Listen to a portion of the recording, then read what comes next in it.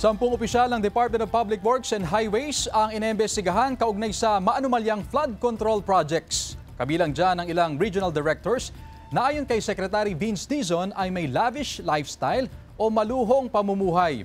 Sa listahang inilabas sa press conference kaninang umaga, ilang opisyal din ang iniimbestigahan dahil sa substandard projects.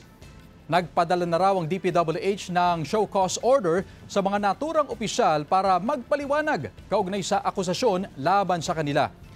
Binigyan sila ng 5 araw para magpaliwanag. Sakali man daw na mapatunayan, sasampahan sila ng karampatang reklamo alinsunod sa Civil Service Law.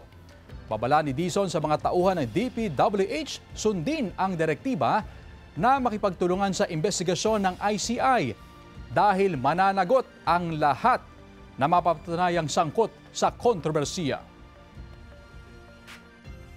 Pasensyahan tayo dito, no?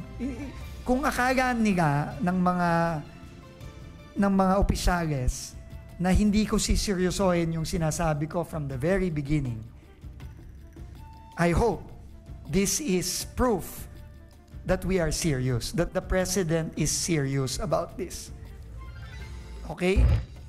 And we will spare nobody, top to bottom.